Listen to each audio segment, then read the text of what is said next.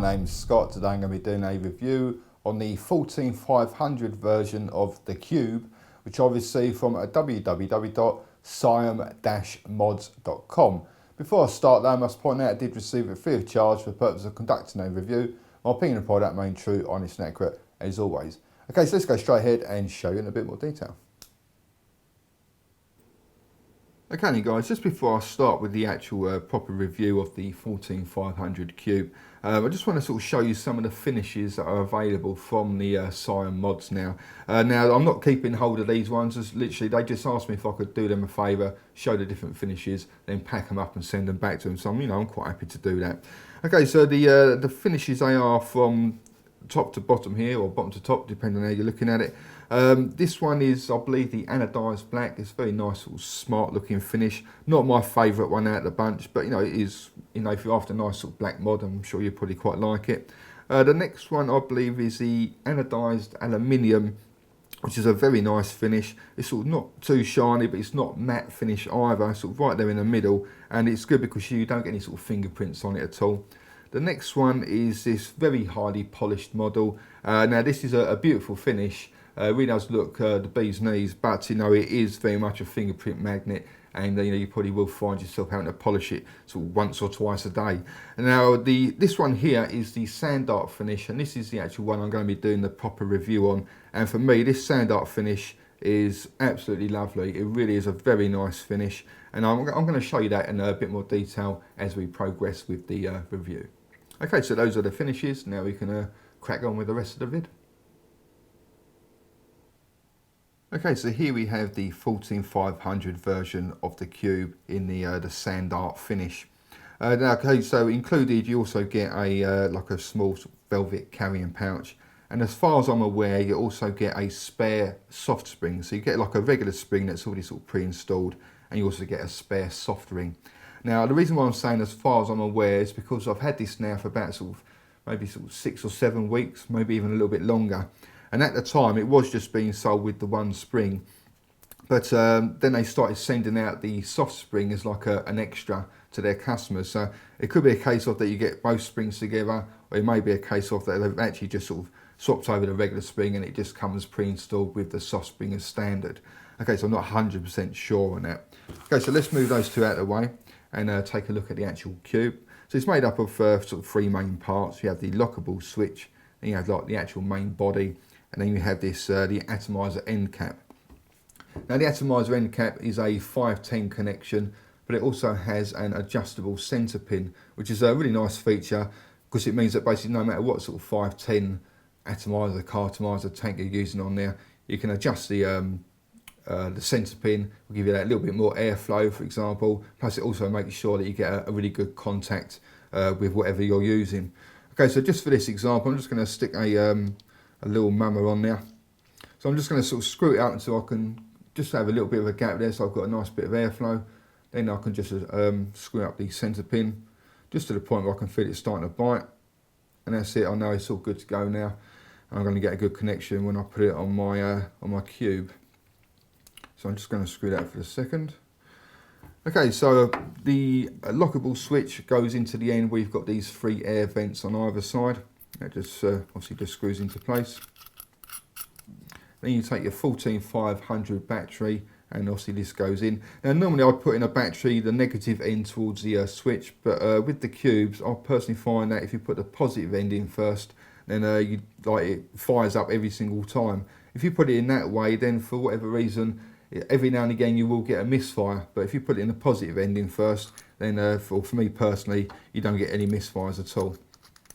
And then finally you just obviously screw in the atomizer end cap. Okay, so I'm just going to, obviously I've already adjusted this, so I know it's going to be a good fit for me little mummer. So I've just got to screw that into place. And that's it in there. And then just got to unscrew the lockable switch.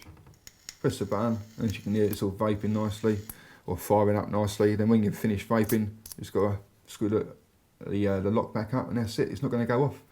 The sand art finish for me is a very, very nice finish. It's definitely my favourite out of all the finishes that they now do.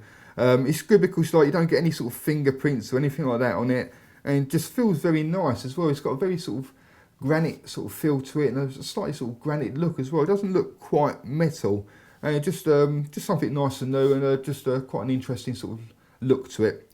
Okay, so that is the 14500 cube in the sand art finish. So let's go and see what it vapes like. Okay, so that is the sand art version of the cube, or the 14500 cube. And for me personally, I think it's an absolutely cracking looking little device. It really is a very nice finish. And like I said, no, it doesn't come across as though it's sort of metal. It really is like a sort of like a granite sort of finish to it. Very nice looking indeed. Okay, so I'm going to obviously show you in action now. So I've just got that 14500 battery in there, and I'm using my e-cig, which is filled up with some 18mg strength menthol flavoured e-liquid, and the resistance of the coil is 2.1 ohms.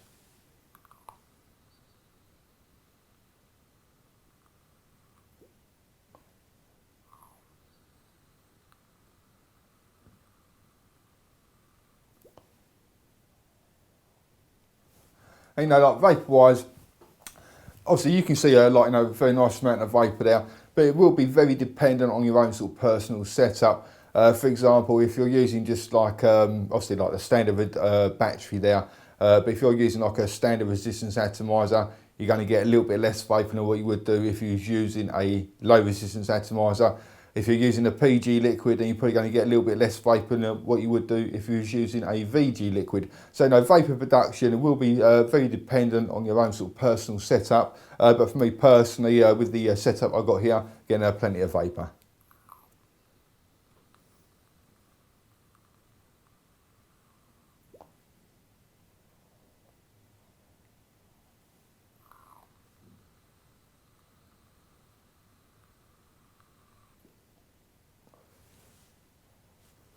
And again with the throw hit as well, I mean, like, it will be very dependent on your own sort of personal setup, because depending on what sort of atomizers you're using, they're going to sort of play a little part in the throw hit. And also what I personally find is like one of the bigger factors is actual nicotine strength of the e-liquid. I personally find that the higher the nicotine content, then like the stronger or the harsher the throw hit. I'm using 18mg strength here, so it's not sort of particularly high or particularly low, right there in the middle, but it's still giving me that really nice strong thump in the back of the throat.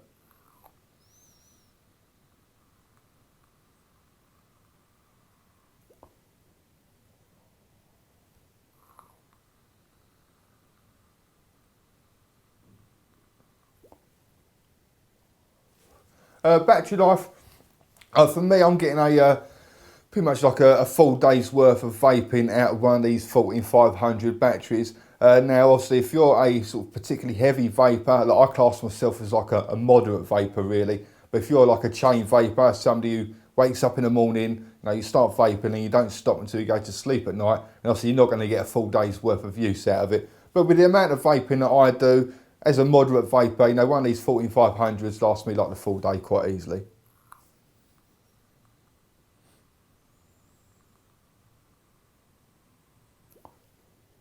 I should also point out that my 14500 batteries are very old now. I mean, I got them, I don't know, maybe sort of 2 years ago now. I would have thought something like that.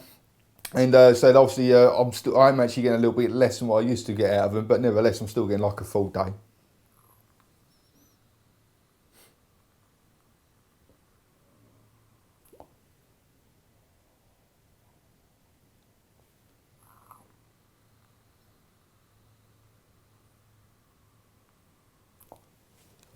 The switch on it, I can't fault it at all really. So for me, it's a massive improvement over the original cube that I reviewed. On that one, the actual sort of switch section that come out actually sort of went inside the body, if you see what I mean. It's just like the part of the design. But the switch on it now is fantastic. You know, just a nice sort of lockable switch. You know, like that. You know, you can't activate it. Just got to give it a couple of turns, and that's it. It all starts firing up again. So for me, you know, the switch works absolutely perfectly, and as long as you've got it sort of locked in place, you've got no chance of it sort of accidentally activating when it's in your pocket. So for me, yeah, definitely a massive improvement over the original sort of cube switch.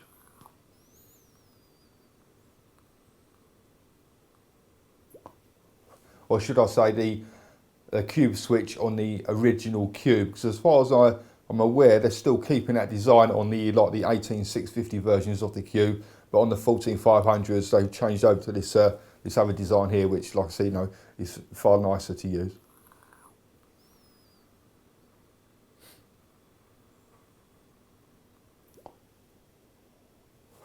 Now overall, it's a great little, if you want a nice little device, I don't think you can really beat it really. It's very well made. I was really impressed with the actual sort of build quality of it. I love the sand art finish. It really is a very nice finish, and maybe you can't sort of really truly appreciate it on the camera, but when you've actually got it in your hand, it just feels like a very nice finish. It looks very nice. You don't get any sort of fingerprints on it at all. I can sort of really highly recommend choosing the sand art out of all the different finishes that they do. And before I got this 14500 cube, whenever somebody sort of wrote to me and said, can I recommend like a nice sort of small size mod, I'd always go with the Icon, which I also think is an absolutely excellent little 14500 like mod or device. And but I'd quite happily put this in the exact same sort of category as the Icon now. It's easily just as good, maybe even a little bit better. It is just a very nice design and a very nice little small mod there. Now, if you fancy trying one of these out for yourself, actually, I'm going to go into the scores before I do that. Get onto the scores in for the looks. I really do like it. I think it looks absolutely lovely, and it's a very nice sort of feel to it as well. I'll quite happily give the looks a 10 out of 10. For the Vapor and the throat hit, I'm going to give those my average scores of 8 out of 10, because it will be very dependent on your own sort of personal setup. For the battery life, if I can make a battery last me a whole day, I'm more than happy with that, so I'll give that another 8 out of 10. And that's the last one. And for the switch, I can't fault the switch. The switch is pretty much sort of perfect, really. I know some people may not like the fact that it's like a bottom switch, but once you start using these, you do get used to it sort of very quickly, really. So for me personally, the switch is absolutely perfect, so I'll quite happily give that another 10 out of 10.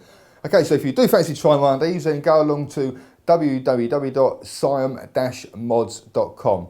Thank you very much for watching, and also come along and visit my website at www.e-cig-reviews.com. That's e-cig-reviews.com. Cheers guys, happy vaping, see you later.